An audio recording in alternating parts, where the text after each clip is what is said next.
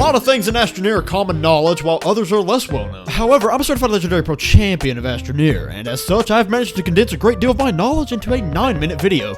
Just for you. So, whether you're just starting out in Astroneer or a veteran to the game, not learning something new by the end of this video is essentially an impossibility. That being said, allow me to share with you 10 random facts in Astroneer. So the first of our random facts has to do with an item you can craft and an item you can find. Most of you are most likely aware that you can craft a large foghorn in this game once you unlock it. Most of you are probably also aware that you can find large horns on Glacio on the debris just like this. What most of you probably do not know, however, is that the one you can craft and the one you can find are actually not the same item. This one's called a large starship horn, and this one's called a large foghorn, so they are not the same thing, and they do not sound the same.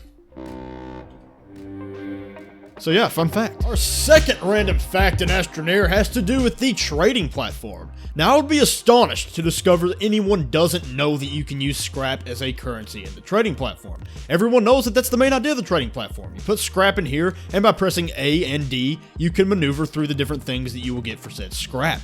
What many of you may not know, however, is that you can also press W and S to go through different currencies. So as you can see here, we can also trade Astronium for stuff, and it gives you different stuff for Astronium than it would give you for scrap. And then down here, we can also use fault finders, which I didn't really know that was a thing until just now, but yes, you can use fault finders too, apparently, to get other stuff that is not the same as the other two currencies. So there's actually 3 different trading methods that you can use in the trading platform, which is definitely a fun fact. Our next random fact in Astroneer has to do with wind and solar power. Now, I'm using wind as the example here because it is more true for wind than it is for solar, but it is definitely true for both, and that is that the smallest versions are way better than the bigger versions. Now, a lot of people get salty when I say stuff like this. They say I'm stating my opinion as fact. However, if you disagree with me on this one, you're just wrong. Because let's weigh our options here, okay? If we want to get 17 units of power a second with the extra large wind turbine, we would need a single extra large wind turbine. Now, right out the gate, this thing costs 4,500 bytes, so that sucks toes by itself. But then the crafting makes it even worse, because even though ceramic is cheap, for iron, that means we already need to leave the planet. But then these two are also very annoying because they mean we need the atmospheric condenser and the chemistry lab, and graphene is expensive either way, even if you already have the atmospheric condenser and chemistry lab. So this thing is a nuisance to unlock, and it's a nuisance to craft. You're not going to get in the early game no matter what you do. But let's compare that to the small wind turbine. What does it take to get 17 units of power a second with it? Well, first we would need to unlock it, but that's really cheap. It only costs 300 bytes. That's something you can do right out the gate. Pretty much no problem at all. But then how many would we actually need to get 17 units of power a second? The answer to that is 12. We only need 12 of these to get the 17 units of power a second, and each of them costs a ceramic, so we need 12 ceramic. And now 12 ceramic, that might sound kind of expensive until you realize that you only need 4 soil canisters full of soil in the soil centrifuge in order to get this thing all the way to making you 12 ceramic. I worded that stupid, but you know what I'm saying. It only takes 4 soil canisters full of soil to outdo the extra large wind turbine with the small ones, and you can do it in the first 15 minutes of the game because 4 soil canisters full of soil is incredibly easy to get. Glow sticks suck. So by my reckoning, this next one's basically useless, but I discovered it all by myself, and you guys know me, I'm proud of that kind of thing. I'm proud of that kind of thing, so I'm going to share it with you, and who knows, maybe you can find a use for it, but I really doubt it. So if you find any activatable item where you have to press F on it, just hover your mouse over it like this, and hold right click so as to look around, and just keep holding it, and you can run like as far as you want to away. You can run like way off here into the sunset, and then now if I click F, it still like does whatever it does, so it just brings me straight back to the seat. So I guess maybe if you needed to teleport for some reason, maybe this would be useful to you. I don't know, I just wanted to share it because ego. Our 6th random fact in Astroneer is another one that has to do with wind and solar. Now, everybody knows that as you go from the lower tiers of wind and solar to the higher tiers, the items get larger each time until we're at the extra large version. However, they don't, because with the solar here, as you can see, they do get larger until you get to the large one, and the large one is actually bigger than the extra large or the solar array, but that's what the solar array basically is. It's the extra large of solars.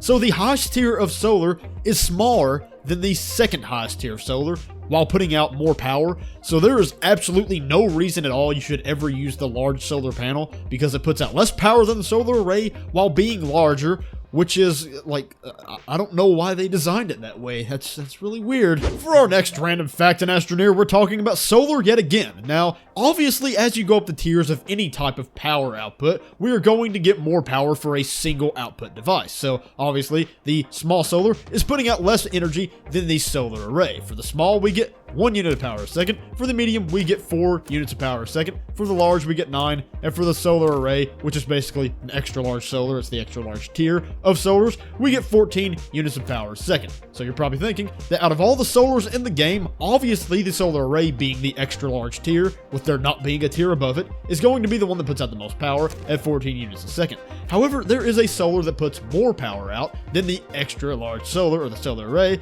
and it's this thing. You've probably seen some of these laying around, but you might not know that they actually work as for putting out power. So if you look here, we get a whopping 64 units of power a second for this thing. And if you didn't know this thing existed, I actually made a separate video on it, and it got a lot of views, and that was cool. So you can watch that if you want to, and yeah, well, this thing works, and it's really good, and it's definitely probably the best way to get solar power in the game, because it's really not that hard to obtain one of these. As I'm sure it is no surprise to anyone, there is a sky limit in Astroneer. As you can see on screen now, you cannot fly above the sky limit in either a VTOL or jetpacks, and you can't even fly above sky limit in creative. What you may not know, however, is that you can build above sky limit with soil, so you can go, I don't really know how far. As you can see, I have ramps going pretty far up here, and I don't really know what the limits to this are because I haven't pushed them yet, but you can definitely build above sky limit even though you cannot fly above sky limit. Something that makes this interesting, though, is that if you build a bridge above sky limit and then build a base there and then destroy that bridge, the only way you can get to that base is by a landing pad, which means you've effectively made a space station base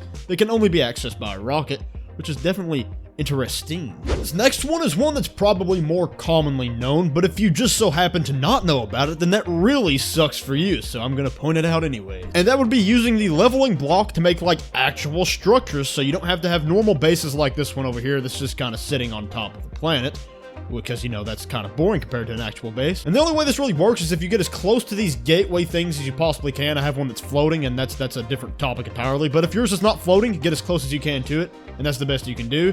And then what you do is you use the leveling block, and it will make a sort of wall like this, and then you get the narrow mod out, and you can just flatten out like this, and you will be able to create something of a wall, and then you just keep doing this type of thing, and you will have like an actual structure. Now, obviously, if you combine this concept with the last concept of building above sky limit, then you can make a pretty epic space station, which is something I did, which is something I made a video on, which is something you should watch. You should watch it. It's up there at the top right. Watch it. It's also in the description just in case. So just watch it. Everyone is familiar with the research samples you can find on the rocks in caves. The most notorious of these being the ones you can find on Glacio, as they give you a whopping 353 bytes just for holding the F button for a few seconds. What you may not know, however, is that you can get triple the bytes from these things by putting them in a research chamber instead of holding F on them. So as you can see, we get roughly 300 bytes from these normally, but now we're getting over 1,000 because it triples it, so that is definitely good stuff if you're willing to wait. If you're in a hurry, just go ahead and research these by holding F. It's much, much faster. But as you can see here, it is going to give you triple the bytes if you do it in the chamber instead. So that's nice. Anyways, guys, that's gonna have to do it for this one, and yes, I'm indeed doing this outro right after that last random fact because I'm too lazy to change the scenery even for the outro. I'm just that brand of lazy. But yes, that's all for this one, and well, I don't really have anything to say for this outro. I just thought I should tell you it's over so it doesn't end abruptly, because I'm just like that. So yeah.